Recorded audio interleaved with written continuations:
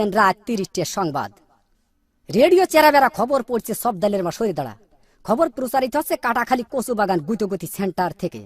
সংবাদের শুরুতে শিরোনাম, কাটাখালীর মিরির দুয়ার ভিতর একটি চাউলের খনি, শেখপাড়ার বটতলায় ঘোড়ার গাড়ির দুর্ঘটনা, কুচ্চে মুরগি বন বিলে ধরে পালাতক। এতক্ষণ সংবাদ শিরোনাম শুনলেন, এখন শুনবেন বিস্তারিত। খবরে জানা যায় কুদা ফকির বাড়ি দেয় তবলায়, ইকরাঙ্গের হাঁসটি ধরে নিয়ে যায় কেবলা। হাঁসটি ধরে নিয়ে যায় পশ্চিমবঙ্গ ভারত থেকে। রাতের বেলায় দাবলা দাবলি হয়, কোনো সুসংবাদ পাওয়া যায়নি। সকালে বেলা সংবাদ পাওয়া যায় কিনো ফকিরির দরগায়। খবরে জানা যায় হাঁসের কোনো ক্ষয়ক্ষতিও নেই, বন বিলের লোম কটা সব জড়িয়ে পড়িয়ে গিয়েছে। গতকাল কাটাখালের ব্রিজের পারে একটি মহিলা দাঁড়িয়েছিলেন। মহিলা দাঁড়িয়ে থাকার পর একটি বাড়ি মাছি উড়িয়ে যাইতাছিল। খবরে জানা যায় মহিলার ওড়নার বাড়ি লেগে বাড়ি মাছি ৩৬টি দাঁত ভাঙে জায়গায় পড়ে যায়। এরপরে বাড়ি মাছিটি দুঃখ প্রকাশ করেন যে তিনি দাঁত দিয়ে কিছু চাবিয়ে খেতে পারছেন না।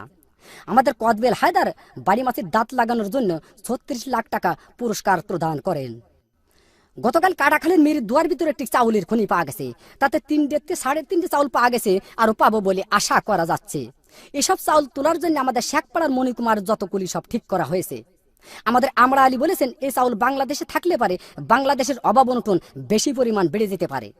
এই জন্য এই চাউল বিদেশে যাবে বলে ৪টি কোস্টার জাহাজ আমাদের কাটাখালের ব্রিজ ঘাটায় ঘষাঘষি করিতেছে।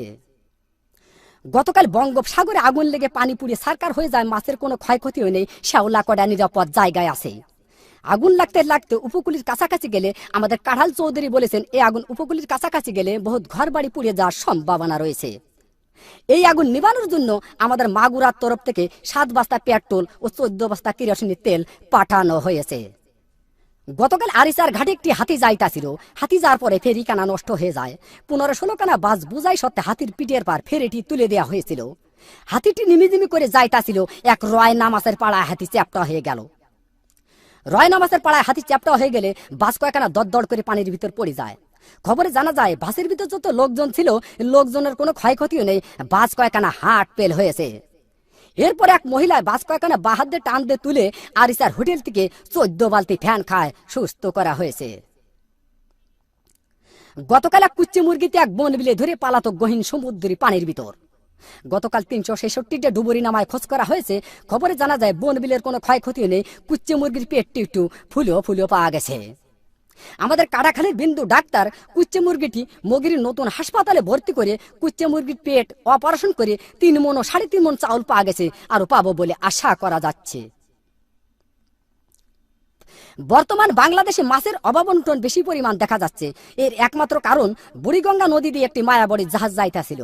এক কাইলে মাছের সাথে অ্যাক্সিডেন্ট হয়ে মায়াবড়ির জাহাজটি পানির ভিতর ভাঙ্গে চুরে পড়ে যায়। খবরে জানা যায় জাহাজের ভিতর যত মায়াবড়ি ছিল মাছে খাইয়ে মাছের সন্তানাদি বন্ধ হয়ে যাওয়ার কারণে বর্তমান বাংলাদেশে মাছের অভাব অনটন বেশি পরিমাণ দেখা যাচ্ছে। গতকাল শেখপাড়ার বটতলায় এক ঘোড়ার গাড়ির চাকা বাষ্ট হয়ে ৬০০ মানুষ নিহত, আর কতকজন আহত হয়েছে। আহতদেরকে জ্যান্ত পুঁতিয়ে ফেলা হয়েছে আর নিহতদেরকে মগির নতুন হাসপাতালে ভর্তি করা হয়েছে।